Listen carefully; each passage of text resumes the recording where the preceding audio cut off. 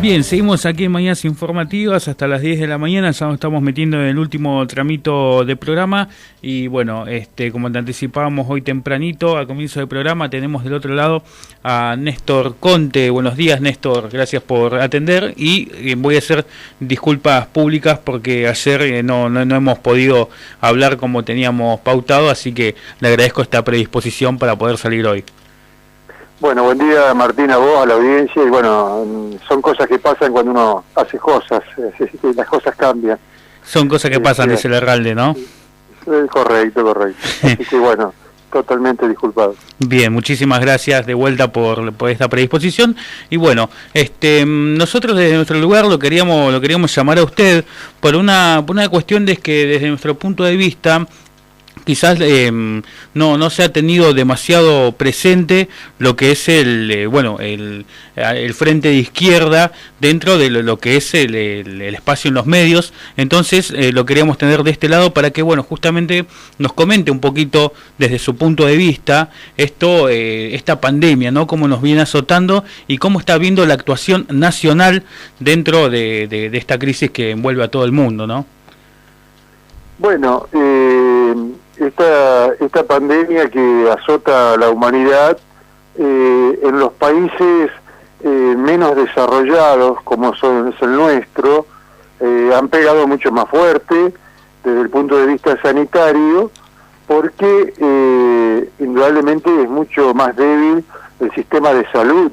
Entonces, con hospitales desmantelados, con personal escaso o mal remunerado, es muy difícil atender a la población.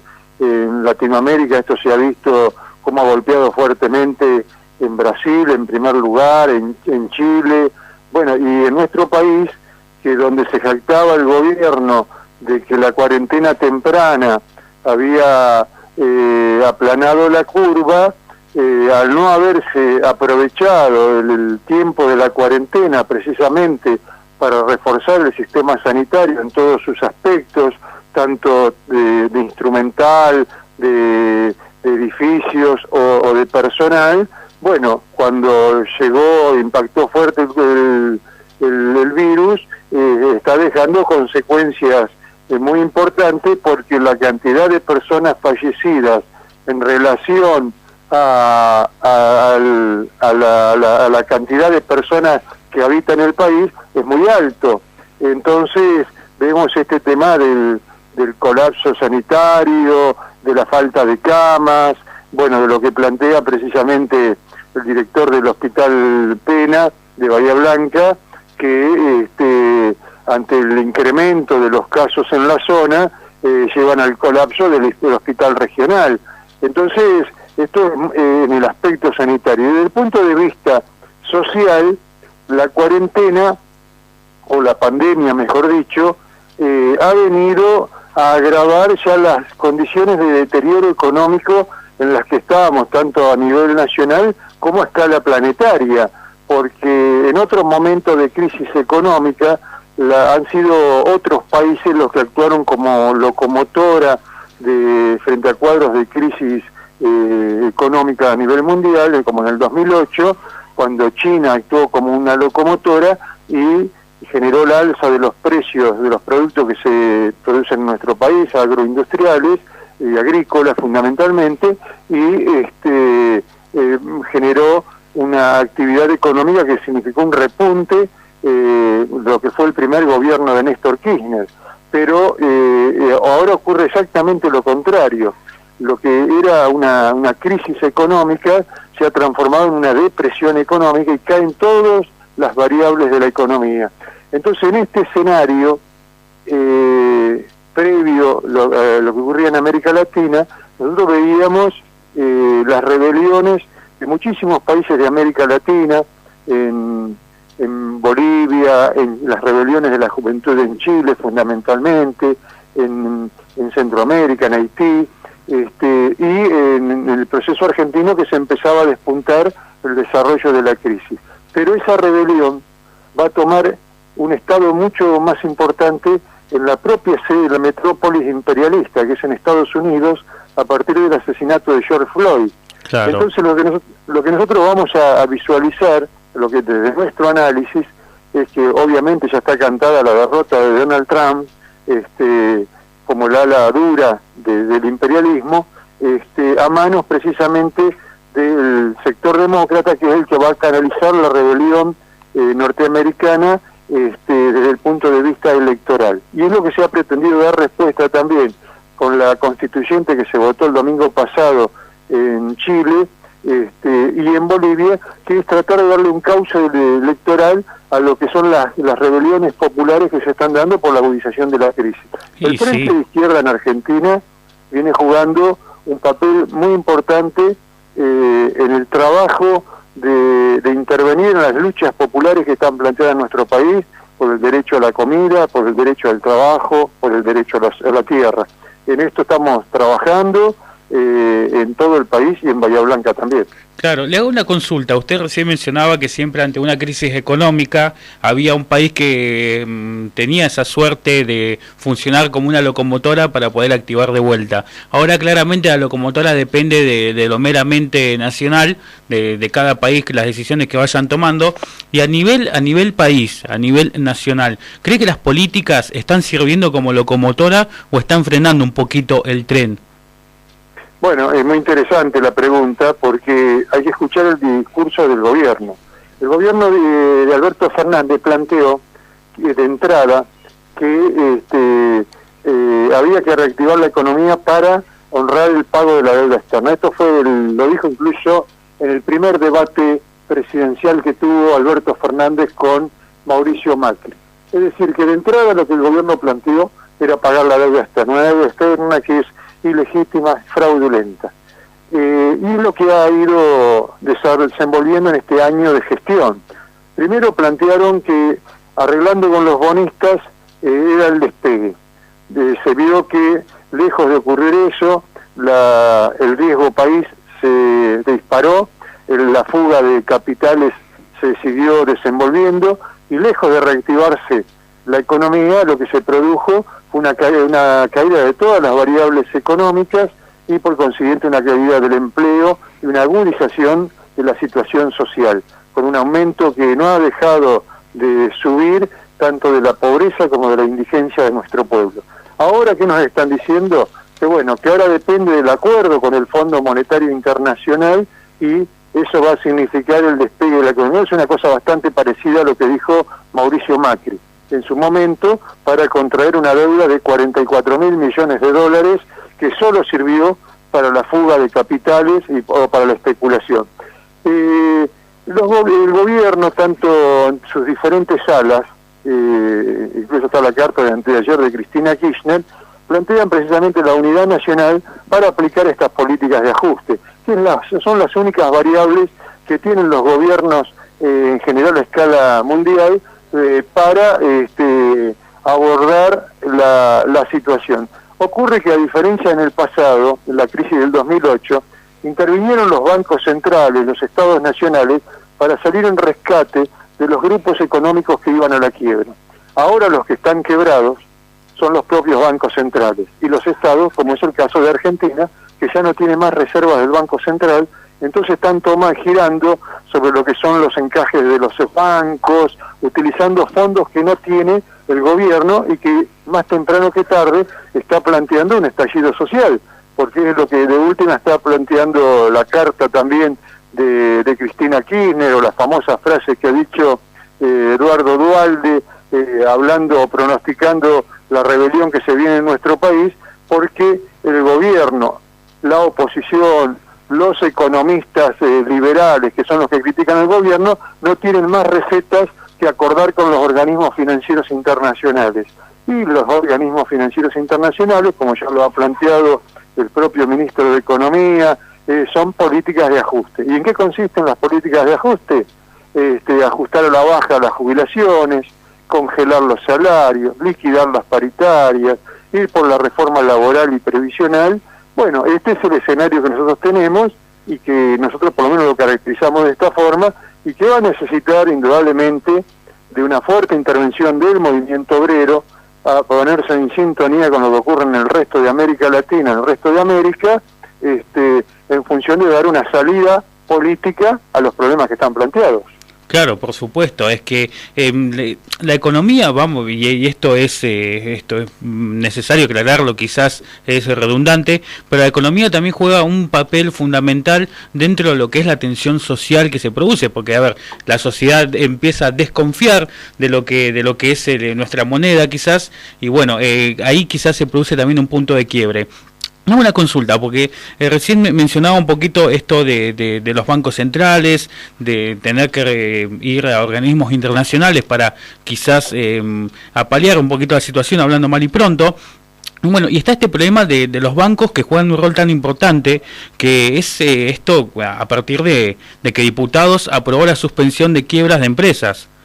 Y los bancos que dan crédito tienen un papel importante en esto. ¿Cómo puede paliar la situación el sector financiero en este sentido para con las empresas? No, en los procesos de crisis, el capitalismo actúa en forma despótica. Claro. Lo que se produce es una concentración de capitales. El pez gordo se come al pez chico. Es decir, el banco que quiebra es absorbida su cartera de clientes y es importante por un banco más importante, y lo mismo pasa con una empresa. Si hay una empresa de zapatos pequeña que va a la quiebra, los usuarios de zapatos van a empezar a comprar los de la fábrica más importante, que es la que ha logrado sobrevivir porque tenía la espalda suficiente para bancarse un momento de la economía donde había una situación crítica. Entonces, acá los bancos no actúan para salvar a las empresas, si bien son una fuente que les generan recursos a ellos, sino precisamente para maximizar las ganancias de los mismos.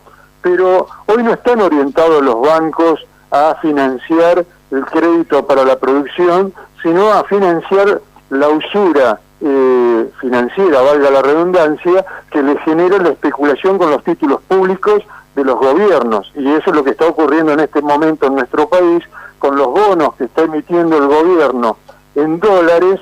Es decir, se genera una deuda de un papel que inventa el gobierno, que llaman bonos, se los licita y rinden un interés de acuerdo a la cuestión inflacionaria que hay en nuestro país. Es decir, están obteniendo los bancos una ganancia sideral en dólares con una tasa de interés que no existe en ninguna parte del mundo. Esto se llama usura financiera y es agoneada por el propio gobierno y por la oposición que acuerda en la Cámara de Diputados y Senadores con estas medidas, dado que, por ejemplo, se está gobernando hoy con el presupuesto del año pasado, y el presupuesto que se está discutiendo hoy en la Cámara de Diputados para el año que viene tiene un fenomenal ajuste en salarios, en educación, en salud, es decir, que está reflejado precisamente en la proyección económica que se está haciendo. Entonces, acá no hay filantropía de los organismos financieros ni del gobierno, sino que, como en cualquier proceso de crisis económica, lo que se produce en primer lugar es una concentración de los grupos económicos y, por otro lado, una situación de pauperización de la vida de millones de seres humanos, en primer lugar con los índices de pobreza de más del 40% de la población, un 29% desocupados, un índice de indigencia como tenemos en Bahía Blanca, más de 13.000 personas con la indigencia, es decir, que no se pueden garantizar un plato de comida. Entonces lo que vemos, obviamente, no es solo el gobierno, las empresas capitalistas los que están en esta jugada, sino que fundamentalmente desde el punto de vista de los trabajadores y que la izquierda analiza, el Partido Obrero analiza, es el papel que juegan las direcciones sindicales que, por ejemplo, el 17 de octubre, hace unos días atrás, convocaron un acto para apoyar al gobierno. Es decir, un gobierno que congeló las paritarias, que ha liquidado las jubilaciones, que especula con el sistema financiero. La burocracia sindical peronista hace un acto para apoyarlo a Alberto Fernández. No le fue bien porque todas las fracciones del peronismo cada uno hizo lo suyo, ni siquiera le salió la virtualidad del acto que querían hacer, pero en eso está la burocracia sindical, que no es nuevo, porque siempre han jugado a transformarse en empresarios, como quedan demostrados los Moyano, los Caballo Suárez, cuántos apellidos que hay de burócratas sindicales que son fuertes operadores económicos también en nuestro país, pero dicen representar a los trabajadores. Sí, lo que menos piensan parece ser en los trabajadores, y eso se ve, eso se puede apreciar, no hay que estar muy empapado en el tema para poder darse cuenta. Le hago una consulta, ahí ya quizás trasladándonos a lo local, aquí en Bahía Blanca. Sabemos que es una mirada muy distinta a la que tiene nuestro oficialismo con respecto al país, y bueno, quería saber cómo veía la situación de nuestra ciudad con las políticas que se están llevando a cabo en esta pandemia. También, algunas polémicas, por mencionar quizás esta semi-peatonal que hicieron ahí en Anchorena, que parece beneficiar al sector privado más que al público. ¿Cómo ve la situación en nuestra ciudad?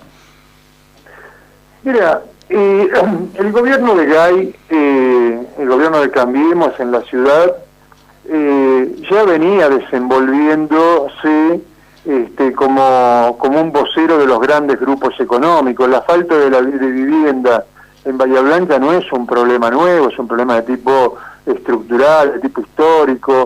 Ya hace un par de décadas la Universidad del Sur tenía un estudio que habla de 10.000 necesidades habitacionales en nuestro país. Esa es cosa que se ha visto incrementado rápidamente y ha estallado en el marco de la pandemia. Por eso muchísimos sectores de trabajadores más postergados han salido a tomar un pedazo de tierra porque era insoportable la convivencia familiar en el cuadro de la cuarentena, hacinados como se estaba. Entonces tenemos ahí ya un problema de tipo estructural, el problema de la vivienda. Ahora, no es para ayudarlo a Gay lo que voy a decir, pero en el país faltan casi 4 millones de viviendas. No hay un solo plan nacional de viviendas populares para que los trabajadores puedan acceder a un techo. Entonces, ahí no hay ninguna grieta, ni los de Cambiemos, ni los del Frente de Todos tienen una solución para los sectores postergados. Es más, el gobierno de Kicillof, a través de Bernie, está viendo hora a hora si van a desalojar a Guernica, pero bueno, eso podría llegar a tener consecuencias sociales muy importantes y lo están midiendo. Entonces tenemos el problema de la vivienda en Bahía Blanca. El problema de la falta de trabajo, el problema de la crisis empresarial es tan grave que ya para la campaña electoral del año pasado, nosotros lo mencionábamos desde el Partido Obrero, desde el Frente de Izquierda, que la propia Corporación del Comercio y de la Industria hablaba hace un año atrás que más de 250 comercios habían cerrado en nuestra ciudad precisamente por la crisis económica que ya se desenvolvía en la última etapa del macrismo. Esto se ha agudizado, se ha profundizado con las secuelas precisamente de la desocupación que eso ha significado, y por eso los índices estos de pobreza y de indigencia que dan en Bahía Blanca están en total sintonía con lo que pasa en el resto del país. Es muy interesante, incluso para hacer un trabajo de investigación, qué fue lo que dijeron tanto Susbiele como Gay en la campaña electoral del año pasado. Gay anunciando la cantidad de megaempresas que se iban a instalar, Amazon, los caminos que se estaban haciendo para acceder al puerto, los parques eólicos, todo eso se ha derrumbado como un castillo de naipes. Sí. Los caminos de circunvalación de la ciudad son montañas de tierra plagadas de malezas, producto de que la obra pública ha quedado sin financiación. Amazon, Vale, Vaca Muerta, todos son gigantes elefantes que han en cementerio de elefantes se han transformado, porque todas han sido promesas capitalistas que no han prosperado por el cuadro de crisis general que está ocurriendo. Entonces, esta gente con el manejo del presupuesto municipal lo que niega a los bahienses es la entrega de alimentos, de planes sociales, la ayuda social que se necesita en una emergencia como esta, y por ejemplo, han reemplazado el bolsón de los alimentos, de los 9 alimentos secos esos que entregaban, por una tarjeta de 800 pesos por mes, es decir, 2 kilos de carne. Eso es lo que se le entrega a los vecinos en nuestra ciudad desde el área social. Y cuando uno va a reclamar a través de en el caso nuestro, a través del polo obrero, la ayuda para los merenderos y para los comedores, también se niega, se retasea sistemáticamente y se niegan a atender a las organizaciones que reclaman la ayuda social. Y bueno, es como decir que los problemas no existen porque no los veo o no los atiendo. Bueno, eso es lo que pasa en Bahía Blanca. Hay una dosis de cinismo, de hipocresía muy grande. Por ejemplo, en el debate de los candidatos a concejales, Gary alardeaba la puesta en marcha de la planta 1 depuradora de APSA. Bueno, sí. Hoy la ciudad está hundida, sumergida en las cloacas que corren por las veredas, por los cordones cunetas, porque APSA no atiende la cloaca, APSA no atiende el agua. Estamos al borde del colapso del agua corriente, un elemento fundamental para la vida, en este cuadro incluso de pandemia también, para la higiene. Y bueno, vemos que no hay ningún tipo de gestión, de operación, que permita solucionar el problema de los bahienses, y así vamos uno por uno numerando los problemas. No hay que recordar que la Intendencia de Cambiemos negó el colapso sanitario en Bahía Blanca. Decía que, en primer lugar, dijeron que era un sistema robusto en Bahía Blanca. A los 15 días, cuando ya los directores de los hospitales avisaban del colapso por la falta de camas, dijeron que no era colapso, sino que era estrés sanitario. Bueno, el cinismo brota de sus propias palabras y obviamente de su forma de ver y de organizar y dar respuesta a los problemas ciudadanos. Claro. Sí, por supuesto, eso es verdad. Le hago una consulta, atendiendo quizás también todo esto que está aconteciendo en nuestra ciudad, todos los conflictos que hay. ¿Cómo usted, desde su lado, cómo viene, ya para ir cerrando, en el ámbito de la política, si sigue de lleno lo que es el movimiento político, o cómo ve la candidatura quizás? No, bueno, hoy en Argentina, en América Latina, nadie está pensando en candidaturas. Acá no se sabe lo que va a pasar la semana que viene. Entonces, en primer lugar, la intervención del Partido Obrero y del Frente de Izquierda es en la lucha por los derechos de la juventud, los derechos de la mujer, algún gobierno que se jactó que venía precisamente a plantear los derechos de la mujer. Lo que hemos visto es que se han negado a tratar el derecho del aborto durante todo este año parlamentario, y lo mismo que se han negado a tratar el impuesto a la riqueza para abordar la pandemia, y es lo que nosotros vemos en Bahía Blanca también. Así como denunciamos al gobierno de Gay por una dosis de hipocresía y de cinismo, es lo que ha hecho el Frente de Todos en el Consejo Deliberante, que ha sido homologar esta política, posando en los medios de opositor, pero después negándose precisamente a participar. Bueno, hay que ver el silencio sepulcral que ha guardado el peronismo en Bahía Blanca frente a la desaparición y asesinato de Facundo Castro, es decir, algo de la cual fueron muy activos partícipes cuando fue la desaparición de Santiago Maldonado, pero ahora cuando esta política de ataque a la juventud se ha perpetrado bajo el gobierno peronista, con la complicidad del intendente de Villarino, del gobierno provincial y nacional, en proteger a las fuerzas de seguridad, al aparato judicial, cómplice en el encubrimiento del asesinato de Facundo. Nosotros intervenimos fuertemente en esto, hemos hecho movilizaciones al Juzgado Federal junto con organizaciones como la CTA de Bahía Blanca, reclamando justicia. Y comento esto porque el día viernes, a las 17:30 horas, en la Plaza Rivadavia, al cumplirse 6 meses de la desaparición de Facundo Astudillo Castro, un conjunto de organizaciones vamos a estar allí para decir fuertemente el reclamo de justicia por Facundo, por el fuera Berni, por el fuera el aparato represivo. Basta de reprimir a la juventud.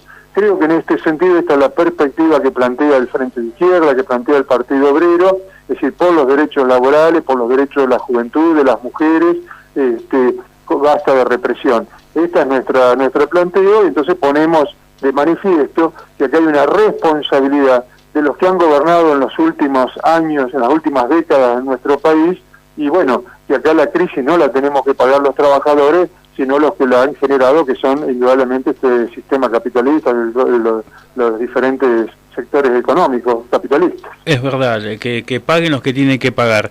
Néstor, le agradezco mucho por el tiempo, ya nos hemos quedado sin tiempo, no obstante, igual estamos a disposición para lo que necesite, y bueno, muchas gracias de vuelta y disculpas por lo que ha pasado ayer, y le agradezco por tenerlo al aire hoy. Bueno, bueno, gracias a vos por esta nota, y bueno, espero haber sido lo suficientemente claro explicando la posición del Frente de Izquierda, del Partido Obrero, frente a la situación social y política que estamos atravesando en nuestro país y en Bahía Blanca en particular. Bueno, buenos días para todos los bahienses. Buenos días para usted también. Muchas gracias. Néstor Conte pasaba por aquí por Mañanas Informativas. Les pedimos disculpas a Chica